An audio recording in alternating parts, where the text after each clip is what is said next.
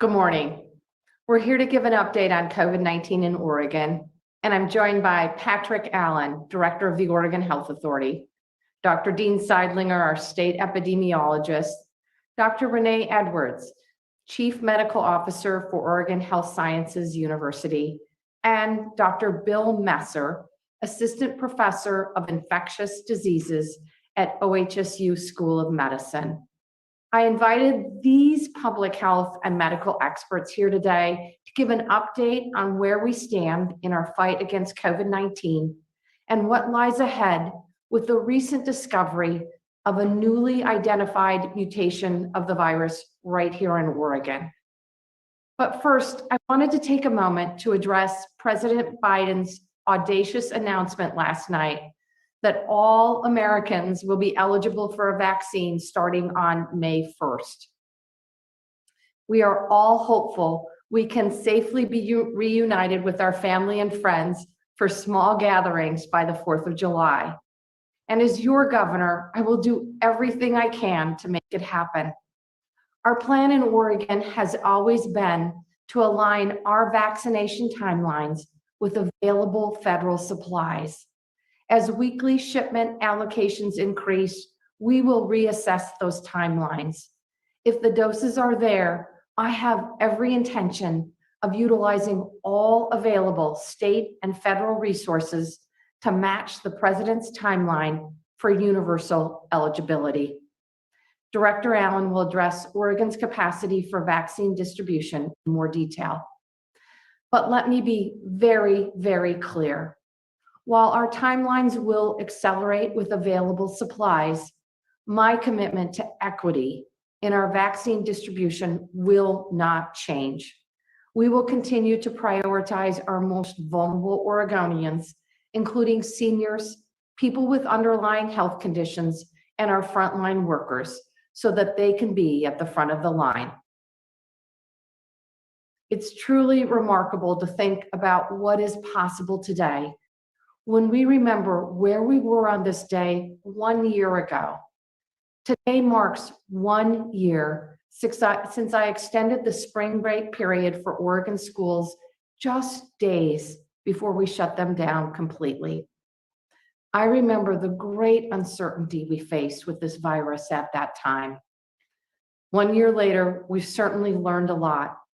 We know how to safely create low-risk environments in schools and the necessary public health measures to reduce transmission. And just this morning, I signed the executive order to reopen Oregon schools for in-person instruction. I'm happy to report, as of this week, there are now more than 174,000 students back in the classroom, and we're excited that all of our kids will have the opportunity to return in the coming weeks. I'm also thrilled that following the return to in-person instruction this spring, we'll be able to bring back the summer enrichment programs that spark joy and foster creativity for our children.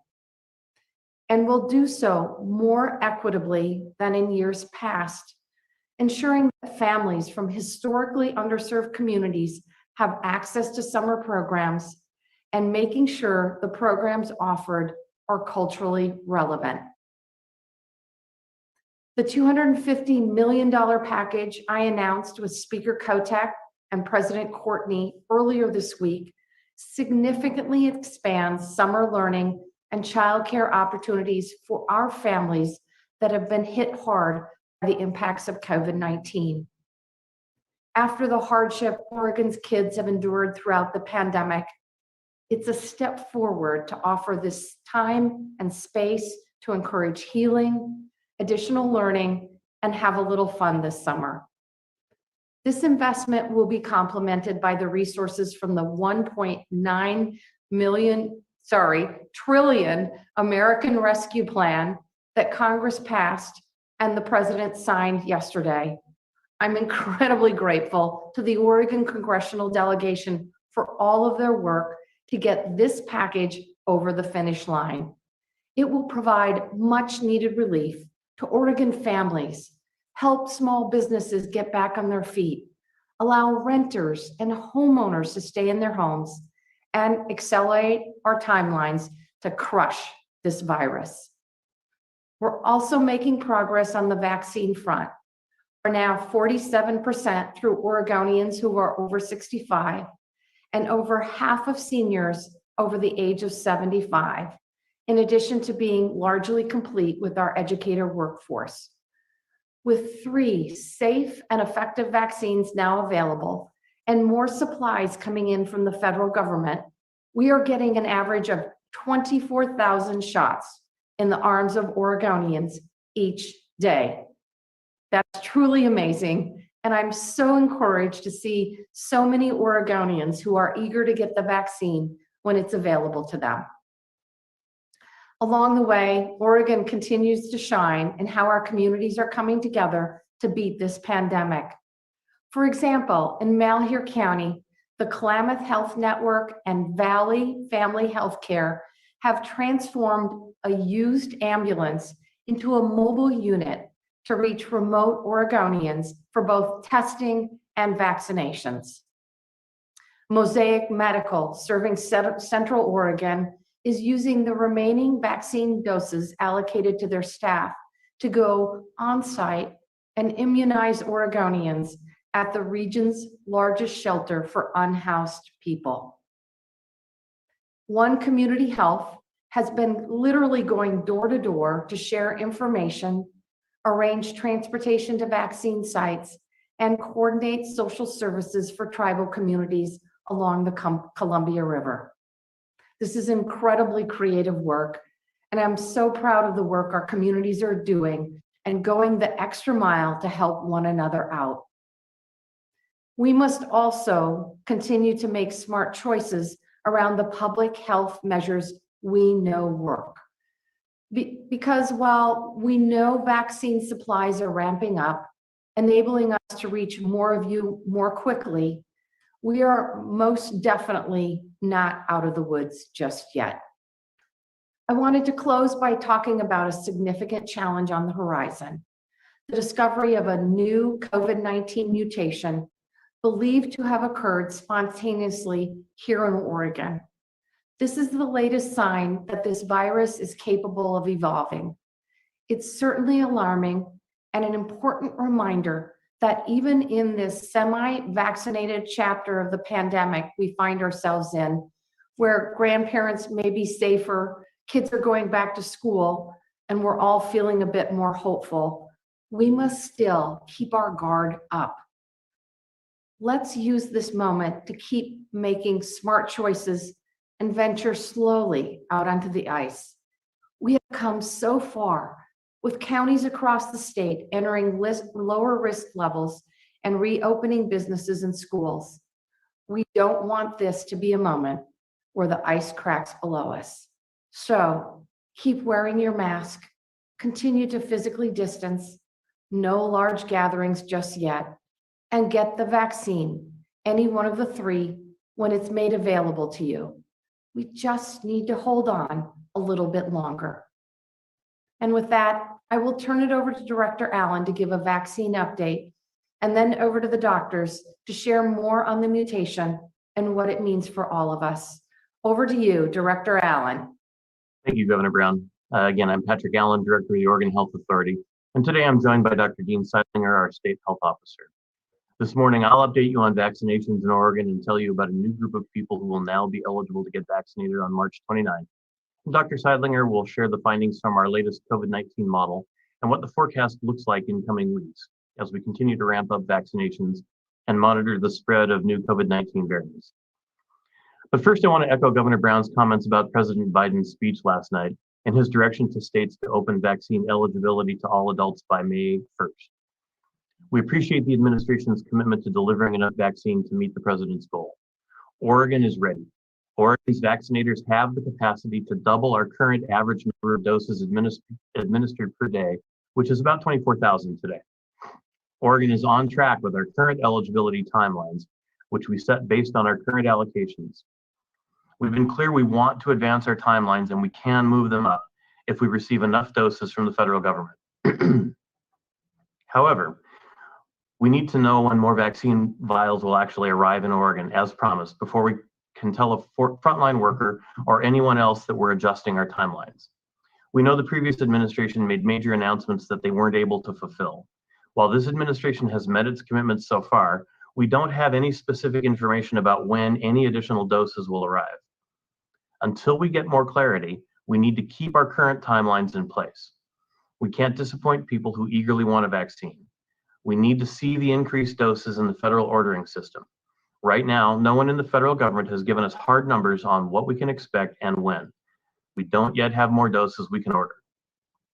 So let's look at where we stand right now. Let's go to the slides, please.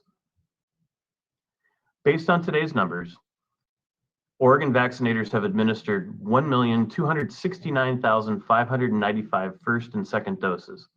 Over the past 7 days ending yesterday, Oregon vaccinators reported administering an average of 24,151 doses per day. More than 800,000 Oregonians have received at least their first dose. Oregon has administered first doses to 19% of our population, or almost 1 in every 5 Oregonians. The national average is 19%. Oregon has complete 1 or 2 dose vaccination series for 454,321 people. Overall, 11% of Oregonians have been fully vaccinated. We remain ahead of the national average for fully vaccinated people. The national average is 9.9%. Based on these numbers, Oregon remains on track with our vaccination timelines. Let's start with older adults and go to the next slide, please. As of Wednesday, Oregon had vaccinated 356,830 adults over 65. That's 47% of seniors. As this slide shows, we've vaccinated 6 in 10 Oregonians who are 80 or older, and more than half of people 75 and older. By the end of March, we expect we will have vaccinated 8 in 10 seniors before we open eligibility to the next groups, including people with underlying conditions. We do see variations in senior vaccination rates across counties.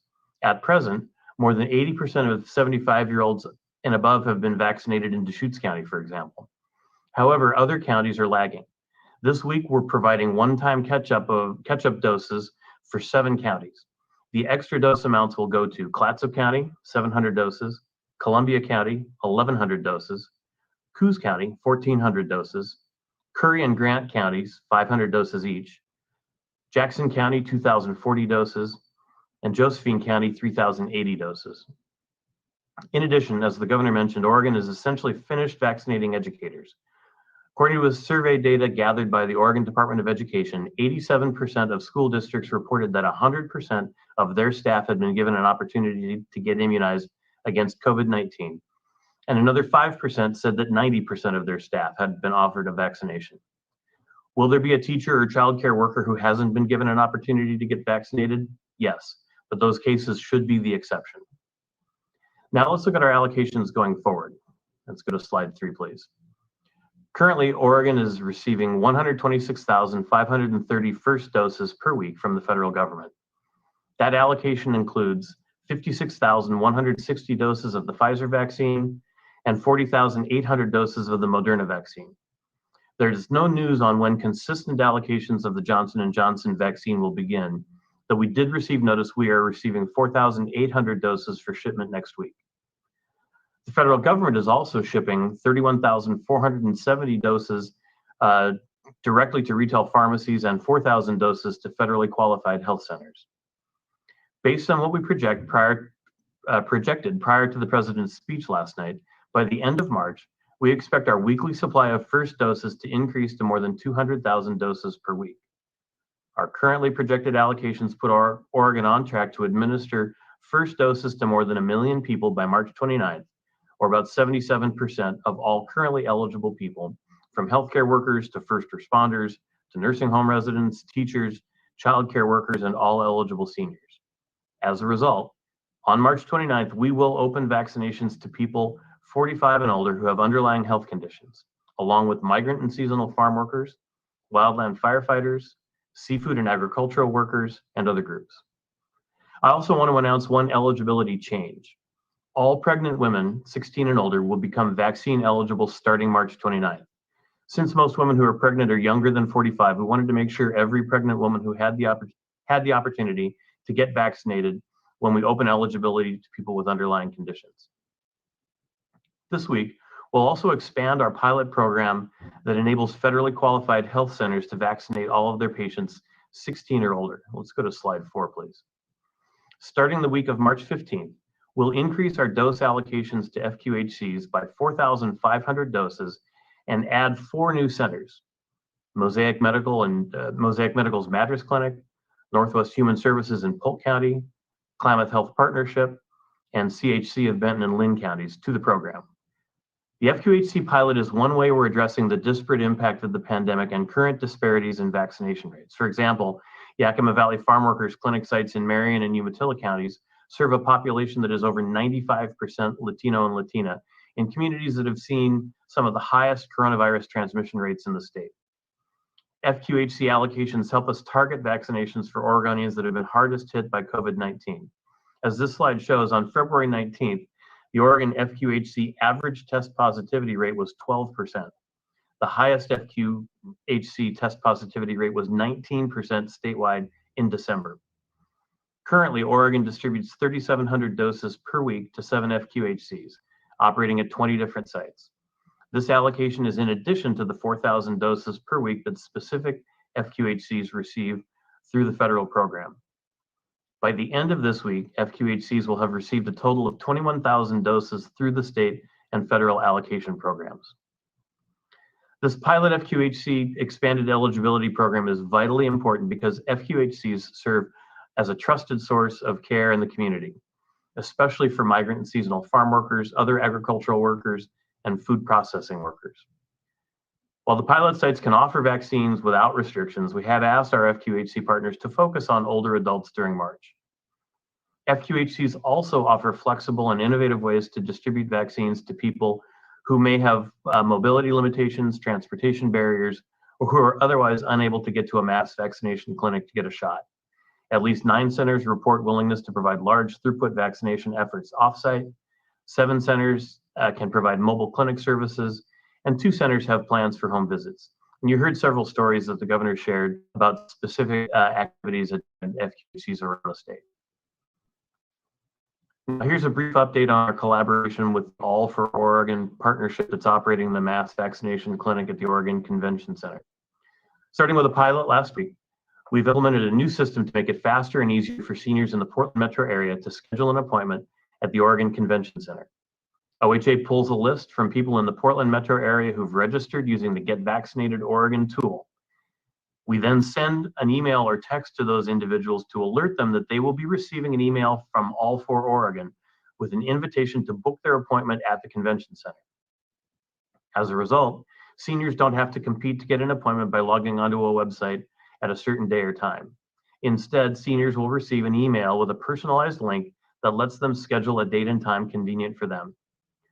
Early indications tell us the new system is working well. This week, All for Oregon scheduled appointments for more than 16,000 seniors to be scheduled this week at the Oregon Convention Center. To date, All for Oregon has delivered more than 160,000 vaccinations at the OCC since opening on January 25th. This new system is easily scalable. As vaccine supply increases, as we expect we'll see in the weeks ahead, it can easily accommodate larger numbers of people who've registered. If you want a vaccine appointment or information about vaccination efforts in your area, go to the Get Vaccinated Oregon tool and register. Seniors in the Portland metro area, if you signed up on GVO, please check your email inbox daily for the email invitation from All for Oregon. Be sure to look in all your mailboxes, not just your primary inbox. If you no longer need a vaccine or vaccine information, please delete your GVO account. Finally, I want to end on one important point, which is related to the information Dr. Seidlinger and Dr. Edwards will provide on variants. I want to underscore that Johnson & Johnson was 100% effective in preventing COVID-19 deaths during clinical trials, which were conducted in parts of the world where new variants were already circulating. This past week, Oregon received 34,000 doses of the Johnson & Johnson vaccine and will receive 4,800 more next week. To date, vaccinators have administered 5,687 doses of Johnson & Johnson. We know some counties are using the more flexible one-dose vaccine to vaccinate harder to reach seniors and other groups of people, which affects their speed in rolling out this vaccine. We also know people have asked questions about how the one-dose Johnson & Johnson vaccine compares to the other two-dose vaccines. It's important for Oregonians to understand that all our vaccines are the safest and most effective way to stop the spread of the virus. The best COVID-19 vaccine is the one you can get. Different vaccines were measured through clinical trials conducted at different times in different places, measuring different outcomes.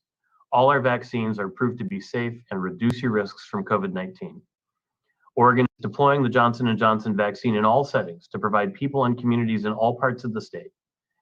We're allocating Johnson & Johnson to mass vaccination clinics in the Portland metro region, to local public health agencies, to pharmacies, and to other vaccination sites and providers all across Oregon. We see Johnson & Johnson as one of our most effective and flexible vaccines. I appreciate Governor Brown getting immunized with the one-shot vaccine last weekend. When it's my turn to get a vaccine, I'll be happy to get whatever vaccine is available. Now, let me turn it over to Dr. Seidlinger to talk about our latest COVID-19 forecast and what OHA is doing to monitor the emergence of variants. Dr. Seidlinger? Thank you, Director Allen. Before I discuss the most recent COVID-19 forecast, I'd like to briefly summarize the status of the pandemic in Oregon. We continue to see a general trend of declining daily COVID-19 cases, hospitalizations, and the percent of positive tests as vaccines become more available to Oregonians and as risk levels subside for counties across the state. This is a result of the continued work all Oregonians are taking to protect themselves and their families. So thank you. Just 10 weeks ago, as 2021 dawned, our 7-day rolling average of daily new cases was 1,149.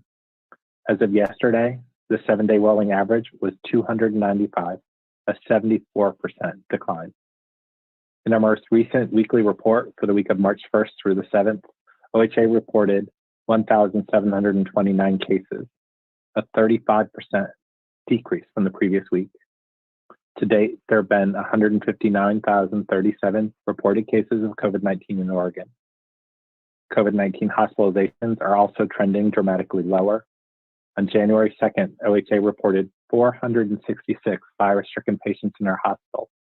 Yesterday, there were 121, or 74% decline. And last week, we reported the lowest weekly total of COVID-19 patients in 5 months. The percentage of positive tests has also dropped to 2.8%, which is the lowest since our change to a test-based testing method in mid-November. COVID-19 associated deaths have also fallen from their peaks in December. To date, there have been 2,319 COVID-19 related deaths in Oregon. Every death represents the loss of a loved one, a neighbor, a friend, or a colleague. My thoughts go out to everyone who has experienced a loss due to COVID-19. Just a month ago, 27 of Oregon's 36 counties were classified as extreme or high risk from spread of COVID-19. Today, there are 11. Today, only 2 are considered as extreme risk, and 25 counties are at moderate or lower risk. And more good news, the CDC has issued guidelines around interactions for fully vaccinated people, allowing small gatherings in private places. All of this is really encouraging news, and it's a testament to our collective efforts to control the spread of the virus. And I say thank you, Oregonians. But as it seems with all things COVID, progress is conditional. The virus is dangerous and it remains a threat to all of us. Recently, we identified a case of the P1 variant, a more contagious variant of the COVID-19 virus originating in Brazil. This was a resident in Douglas County who traveled to that region. This past weekend, it was reported that a mutation of the B117, more prominently known as the UK variant, had been discovered in Oregon. These appear to be isolated cases, but they can spread very quickly, as we've seen in other countries. To address this concern, we will rely on our public health response for case investigation and contact tracing, as well as all Oregonians continue to take the steps to protect themselves and their families, wearing masks, keeping physical distancing, limiting indoor gatherings, and getting a vaccine when it's available to you. Variants and mutations to a virus are not unusual. We are watching these warily, but we believe that any of the existing vaccines, including the Johnson & Johnson single-dose vaccine, are effective at preventing severe consequences from these diseases, like hospitalizations and death. but the presence of these variants and the effect of the lowering of risk levels in our counties presents new risks, especially with the inviting spring and summer weather seem to be arriving. As you've heard, more than 800,000 Oregonians have received at least one dose of COVID-19 vaccine, and more than 1.2 million doses have been administered so far. People are vaccinated every day, and every Oregonian that gets vaccinated brings us closer to ending this pandemic. But getting vaccination is not a free pass to come to our pre-pandemic behavior, and we are months away from achieving our community immunity. Our recent modeling suggests that with the presence of the new variants and the relaxing of restrictions, we can expect to see an increase in new cases. Or put more bluntly, we can expect to see wider distribution of this virus in Oregon. But we can slow that momentum by continuing to take the steps that have been proven to slow this virus. We can protect our loved ones by wearing our masks, keeping our distance, limiting our indoor gatherings, and getting vaccinated when it's our turn. So let me turn for a moment to the newest COVID-19 forecast. We estimate that transmission rate of the virus declined slightly from early February through February 24th, with an estimated reproductive number of 0.83. If that level of transmission holds, we can expect further declines in daily cases to an estimated daily average of just 170 cases a day and 6 new daily hospitalizations between March 17th and 30th.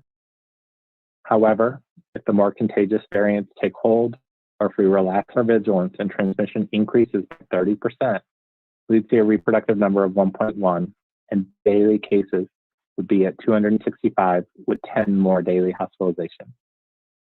But we must remain vigilant, and experience has shown us that small setbacks can have huge consequences. Throughout Oregon, students are returning to their classrooms in greater numbers. In-person instruction is important for the well-being and mental health of our students. OHA and the Oregon Department of Education are working to refine public health and safety protocols to allow for a return to learning with lower risk. We can't lapse in our resolve to reverse the progress that we're making. I want to conclude by acknowledging the stress and anxiety this pandemic has caused all Oregonians. The emotional strain from not seeing our loved ones, the financial toll of lost businesses and lost income, the pressures from turning our lives inside out to mitigate the impact of the virus. I realize that even good news of a return to in-person instruction is a significant change in our lives that can create anxiety for students and their families. My thoughts go out to everyone who's suffering from the stress brought upon by the impacts of COVID-19. If you or someone you know is struggling with mental health symptoms, please know that help is available. The Safe and Strong website is designed to support people who are facing challenges related to COVID-19 or other life stressors. Go to safestrong.oregon.org or call 1-800-923-HELP or 4357. If you or someone you know is experiencing a mental health crisis, please know that help is available. You can call the National Suicide Prevention Lifeline 24/7 at 800-273-8255, or for Spanish, 888-628-9454. Oregonians care about others and care about their communities. If we continue to work together, we can save lives and rid our communities of COVID-19. And with that, I'll turn things over to Dr. Renee Edwards. Thank you, and good morning, everyone. I'm Dr. Renee Edwards, and I serve as the Chief Medical Officer for OHSU Health. Thank you for allowing me to speak with you again today. I'm encouraged by the projections that Dr. Seidlinger has just shared with us about COVID-19 in Oregon. And I'm truly proud of the efforts that we all have made to help slow the spread of this virus in our state. It's been a difficult year for all of us, but your hard work is paying off. Because of your efforts, Oregon has the 4th lowest total number of deaths per capita, and we've maintained great performance against this virus over the last 9 weeks. On behalf of my healthcare and public health colleagues, thank you. But it's actually because of this amazing success that I'm here today to ask everyone to remain vigilant in our collective work against COVID-19 and to continue to practice physical distancing, hand hygiene, and mask wearing, whether or not you've been vaccinated against COVID-19. As we heard, Oregon's vaccination rates continue to increase. This is exciting to hear, but we still have a ways to go before we have adequate vaccination rates across the entire state. We aren't out of the woods just yet. From the beginning, we've said that tackling this pandemic would be a marathon, and we're in the last stretches, but not yet across the finish line. This is especially true as new and potentially more contagious virus variants continue to emerge and spread across our communities. Earlier this month, two concerning variants, those prevalent in Brazil and California, were found from COVID-19 test samples taken in Douglas and Lane counties. And just this week, we learned that researchers at the Oregon SARS-CoV-2 Genome Sequencing Center at OHSU have detected a novel virus variant, never before detected in the United States, but now right here in our own backyard. This variant contains characteristics of both the B117 strain, that first found in the United Kingdom, and a newer virus mutation known as E484K, or EEK, that is currently circulating in both Brazil and South Africa. I'm pleased that my colleague, Dr. Bill Messer, a co-investigator at the center, will join us a bit later to answer your questions about this new finding. So what does all of this mean? I want to acknowledge that there's still a lot to learn about how these new variants may impact Oregonians. We certainly don't have all the answers yet. More investigation is necessary to better understand how prevalent they are in Oregon, if they may increase severity of illness, or whether they may still infect a vaccinated person.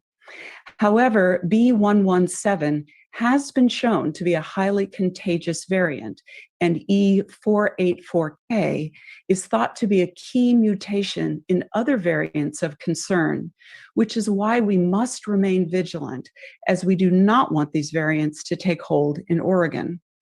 We do know that viruses like SARS-CoV-2, the virus that causes COVID-19, constantly change. It's a common part of a virus's life cycle, which is why we're hearing of so many variants. This also means that we'll continue to see new mutations and variants emerge throughout the remaining course of the pandemic.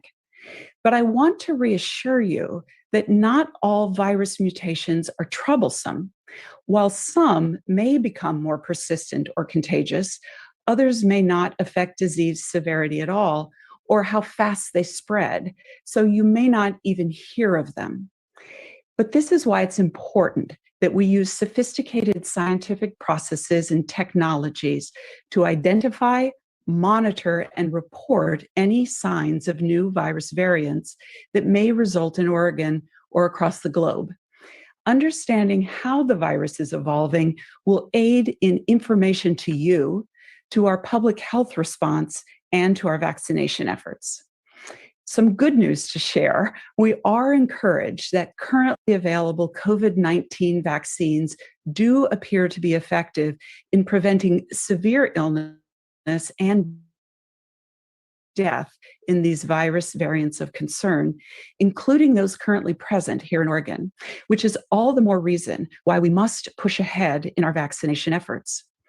However, we must remember that vaccines are just one part of our toolkit. Remember, we are not across the finish line yet, and we do not want to lose this race by relaxing at the end. Incredibly, 1 year ago, almost to the day, I and others asked you to do your part to flatten the curve against COVID-19 in Oregon, and you have done just that. It's imperative that we continue our collective interventions of physical distancing, mask wearing, hand washing, and limiting social gatherings, all of which remain in alignment with CDC guidelines. Through your efforts and sacrifice, these measures have all proven effective and remain effective and vital as these variants emerge in helping to limit illness and slow the spread of COVID-19 as we cross the finish line. Thank you. Dr. Edwards, we really appreciate you joining us from OHSU. With that, Charles, I think we're ready for questions. Thank you, Governor. We'll get started with Sarah Klein from the Associated Press. Go ahead, Sarah. Hi, thanks for taking my question. Obviously, Oregon has been very methodical when it comes to vaccine eligibility. However, two large groups, essential workers and people with underlying conditions 16 to 45, aren't supposed to be vaccinated until May 1st, which is obviously Biden's deadline. Does the president's announcement conflict with Oregon's very specific timeline that the state has been working towards for months now? Thanks, Sarah, for joining us this morning. I will say this, we're incredibly grateful that the Biden administration has injected a sense of urgency into this fight against COVID-19, and they are really coordinating a national response. And frankly, the president has used every tool that he has available to him to increase the supply of vaccines. I am very, very clear. As long as the Biden administration continues to deliver supplies, and as long as those supplies are available, we will accelerate the timelines. But I'm also very, very committed to our equity framework, and that is we have to get our most vulnerable Oregonians vaccinated first. Obviously, our seniors, those with underlying health conditions, and our frontline workers. Just a quick follow-up. I just wanted to clarify. So once Oregon does start receiving large shipments of vaccine, you're saying that those two groups, essential workers, underlying health conditions, they still will be placed ahead of the general public? We will make sure that these folks get vaccinated. Director Allen, do you want to tackle that one? Yeah, happy to, Governor. Sarah, I think the idea that we've talked about consistently is as more vaccine shows up, we're not only ready, but eager to accelerate our timelines and move those populations up even sooner. And it's just simply dependent on when we have certainty about when we'll receive vaccine. And when we do, we'll announce any potential changes to the schedule. All right, thanks so much. Thank you, Sarah. We'll go next to Pat Duras with KGW. Go ahead, Pat. Good morning. Thank you. Two questions. One, when it comes to underlying conditions, we've had some emails from viewers wondering if the state is going to use both categories that the CDC talks about. One says are at risk, the other says may be at risk. And that second one obviously involves a lot more categories. So that's question one. The other question is, what guidance are you giving assisted living or nursing homes on visits now that adult children could be vaccinated, trying to visit their parents, for example, in their private room who are also vaccinated, and some folks are being told that that's not yet allowed? Thank you. Thanks, Pat. I'm going to turn both of these questions over to Director Allen, but I think the good news is that due to the efforts of the Biden-Harris administration, we have the hope that there will be substantially more vaccines coming over the next few weeks, the next couple of months. And the good news is that any adult Oregonian will be able to get vaccinated much more quickly than we had anticipated. So that's really good news. Director Allen. Yeah, thank you. Pat, the answer to the first question is we're using the CDC list of people who are at risk and not the CDC list of people who may be at risk. And that list of who we're considering to have underlying conditions can be found on our website. To the second question, the Federal Centers for Medicare and Medicaid Services issued a directive that visitation be resumed in skilled nursing facilities, and that guidance is binding on Oregon Department of Human Services. They are also considering changes to their guidance with respect to other facilities, but that's a process underway right now. Okay, thank you. Thank you, Pat. We'll go next to Gary Warner with EO Media. Go ahead, Gary. Hi, thanks for taking my. I'm concerned about some sort of mission accomplished effect with this effort. One of the things here in Lake County is, and I'm sorry, Gary, we're having a little bit of trouble hearing you. Are you there, Gary? Can you hear me now? Damn. So Try it again, Gary.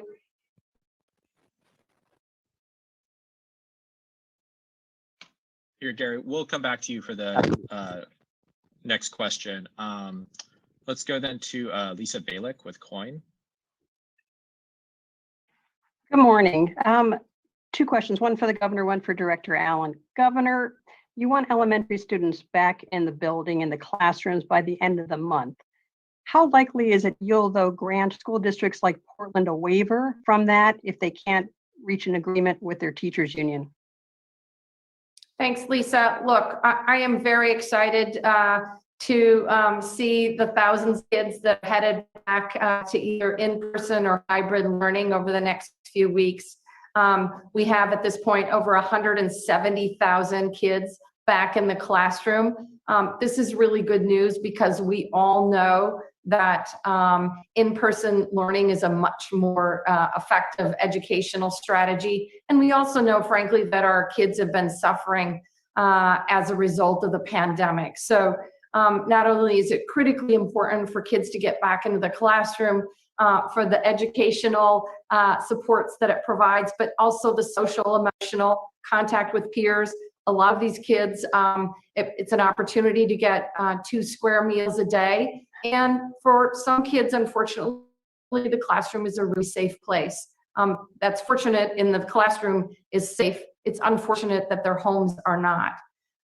In terms of Portland and other districts, I know that superintendents are working in districts across the state collaboratively and collectively with their educator workforce.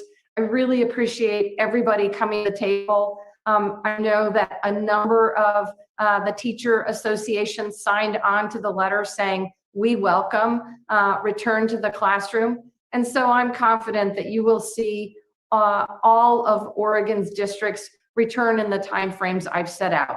Obviously, there may be specific districts. I know Beaverton, for example, scheduled for 1 week later than my timeline. They'll be working with the department, and the department will be working with the districts to provide that level of flexibility.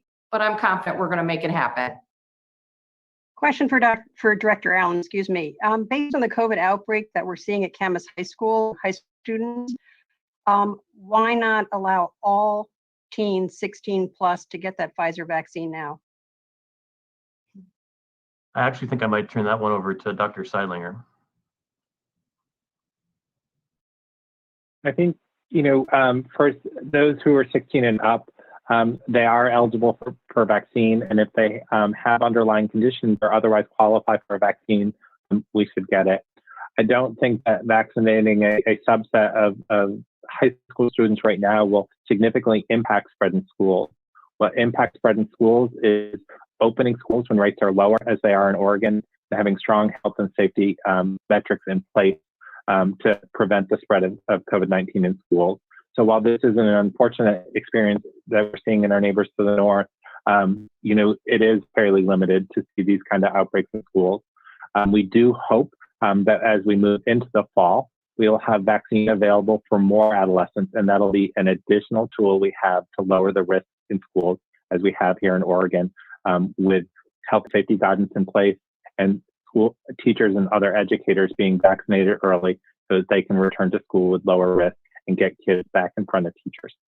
The only thing I would add to that is what I think I understand of the outbreak at Camas is it doesn't appear to have occurred at the school. It appears to have occurred at a social gathering outside of school. And it's yet another reminder that things like going back to school, reopening indoor dining, other kinds of business settings does not mean going back to the way things were before. People need to continue to do all the things we've been doing that has worked so well in terms of wearing masks, avoiding large social gatherings, hand washing. All those things continue to be really important. And I think having a party after school hours in Camas is a great illustration of why that's a problem. Thanks, Lisa. We'll go back now to Gary Warner with EO Media. Go ahead, Hi. Gary. Yeah, thanks. I can hear a microphone now. Always worry about a mission accomplished moment on some of these things that we seem to be so far down the line. Here in Lane County, where I'm at today, we have a new variant that's been discussed. We're also coming up on a week-long spring break for the University of Oregon, in which you're going to see travel back and forth. What sort of steps are you taking to, particularly as we're coming into spring, people are much more active, a lot more people out on the street. You know, are you concerned that that's going to, set the fire back up? Thanks, Gary. Again, given that we have the new variants on the Oregon landscape, it's even more important that Oregonians continue to comply with safety protocol. We all, I know, are ready to let our guard down. We just can't. We have to continue to wear masks. We have to continue to watch social distancing and obviously continue to wash our hands. And we're encouraging every Oregonian that's eligible, of course, to get vaccinated as well to help reduce transmission.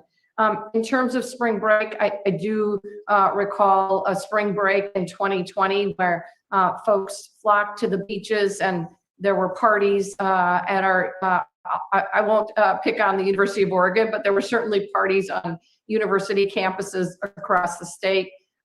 We know that these events, when people do not follow the safety protocol, can be super spreader events. We know that these variants are highly transmissible. We need to continue following the safety protocol if we want to see our schools continue to open, if we want to see our bars and restaurants continue to open, if we want to continue to move back to normal life. Okay, now I've got just one quick follow-up on K through 12 schools. Some schools are saying the social distancing rules are just too tight, and they would like to see a relaxing on that. What are your thoughts on that, and when might they see some action if they specifically requested it of you?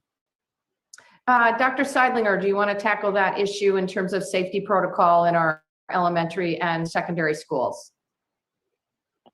Thank you, Governor Brown, and thank you, Gary, for that question.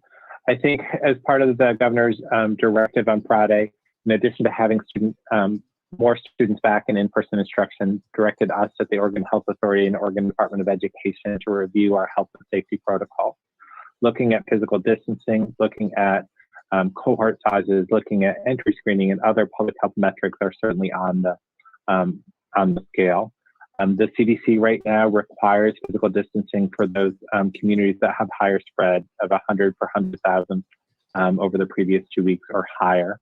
The American Academy of Pediatrics recommends a distance of 6 feet when possible, though several states have moved down to 3 feet, where the AAP and the CDC says is acceptable at lower transmission rates. We'll look at the current research that's out, including a study that came out of Massachusetts that showed equivalency between a 3-foot and 6-foot distance, and see about making changes to the current guidance.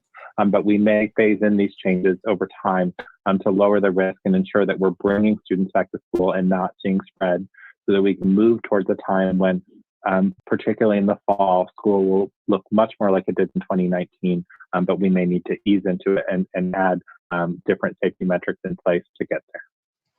Thank you very much for your time. Thank you, Gary. We'll go next to Bradley Parks with OPB. Go ahead, Bradley. Hi, thanks for the time this morning. I'm curious to know, given the Biden administration's goals for vaccinating people, how much Oregon would need to increase in terms of doses received every week, or how many administered every week, in order to, meet those goals? Thank you, Bradley, for the question. I just am really proud of collaborative work that's happening across the state.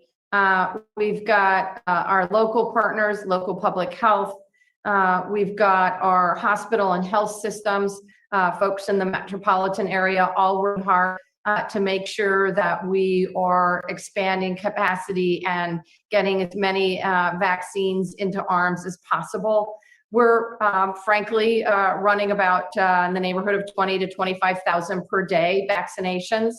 We're going to have to substantially increase that capacity, and that, of course, is dependent upon supply. Director Allen, do you want to complete the counts? Yeah, thanks, Governor Brown. Thanks for the question. Currently, we're receiving about 126,000 first doses a week. Our current projections and our current schedule are based on that ramping up to 200,000 doses a week, which would get us to the general public by June. To move that date up by a month would probably require a further doubling of those doses. I offer that just a little hesitatingly without being able to go back and actually do the math, but it would need to be an increase on that kind of an order of magnitude. As I'm thinking about the math in my head, maybe only 300,000 doses, 400,000 more people over the course of April, basically, to be able to get to move that schedule up. Thank you, Bradley. We have time for just a few more questions, so we'll go next to Genevieve Rayom with K2. Go ahead, Genevieve. Thank you for taking our questions today. I have two questions, and I'll ask them one at a time. The first one is for Governor Brown. Will you be withholding funds from schools who do not comply with the executive order?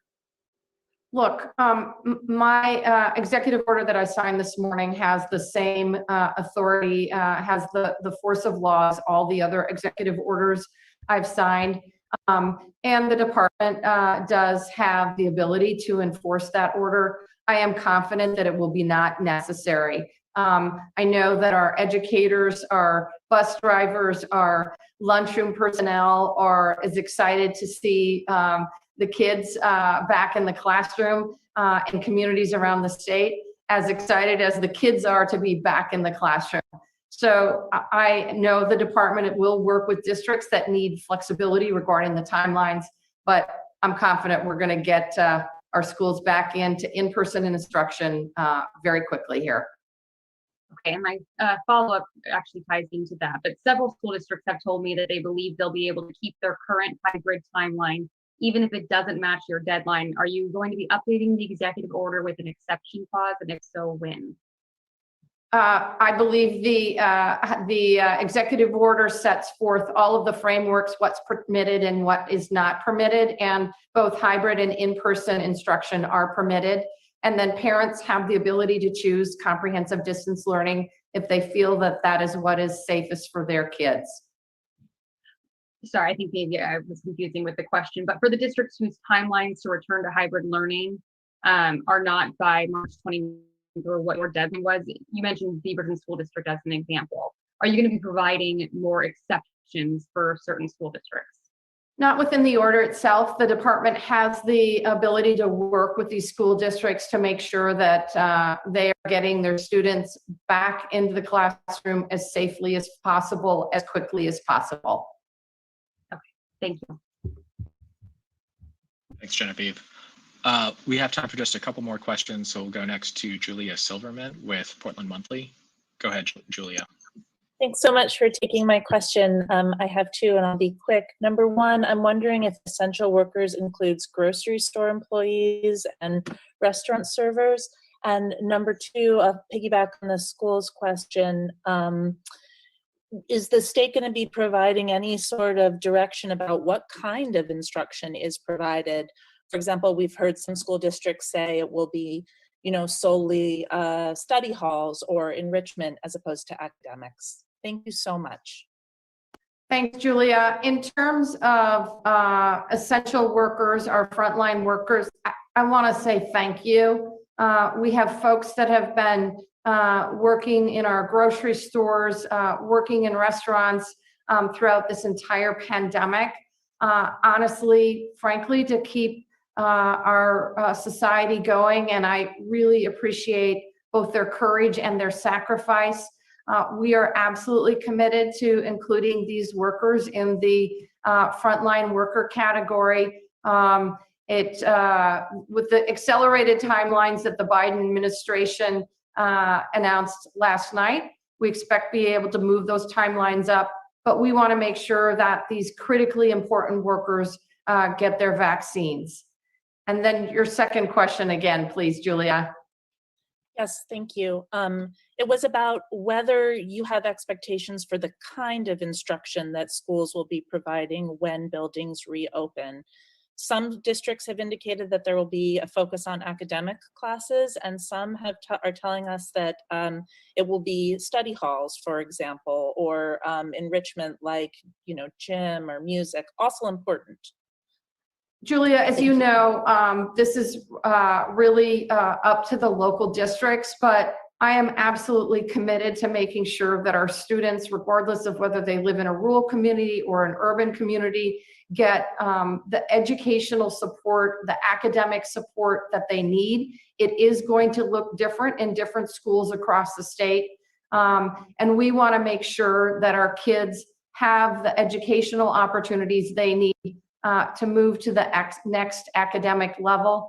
Comprehensive distance learning has been extremely challenging for a lot of kids, and we know that in-person instruction will provide a better educational format for a lot of our kids. We know that our kids are also struggling with social and emotional behavioral health issues. We know that our schools can provide the supports that a lot of our kids need. And that's why we've been working so hard, frankly, for the last several months to make this happen. I don't know, Dr. Seidlinger, if you want to add anything to that. Thank you, Governor Brown. I will say, to reiterate what Governor Brown said, several of these decisions are left up to the local decision makers in the local school community based on needs. The Ready School Safe Learners sets up some very strong health and safety metrics and protocols. Many required and some recommended. How those get implemented based on the operational capacity, the needs of the school community are left up to the school themselves. They can use block schedules, other tools to try and bring folks back as they move children from comprehensive distance learning for the students and the teachers through hybrid and hopefully to full in-person instruction as rates go down and their operations allow it. So, schools are making those decisions and having those conversations and doing so with a strong health and safety framework in place.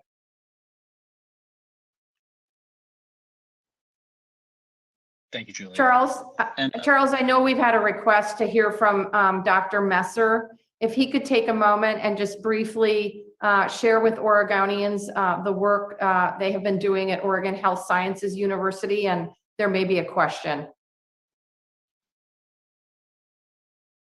Yeah, thanks for that. So ever since the pandemic really started, as everyone has pointed out previously, about a year ago, we felt that it's really important to understand the genetic changes in the virus that we know are inevitable as the virus is transmitted through populations. And that is ultimately what led to the detection of the variants that Drs. Seidlinger and Dr. Edwards referred to earlier in the conversation. It's part and parcel to how we begin to understand the landscape that we're dealing with. It's like walking into any new environment. The first time you walk into the woods, you don't know what represents a danger sign. You don't know what represents something friendly.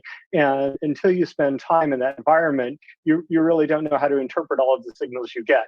We've now started to get a sense of what the landscape looks like, what the environment looks like, what noises might be dangerous, what we think we can set aside. And this is going to be an ongoing process, but it's a critical process to learning how to navigate any environment safely. We're talking here about navigating, a virus transmission environment, but in many ways, it's no different from any other new environment that you enter. You have to sit and about it and learn what constitutes a risk and what doesn't. And that's what we're really striving to do with our sequencing enterprise at OHSU. Thank you. Charles, do we have any further questions in particular for Dr. Messer?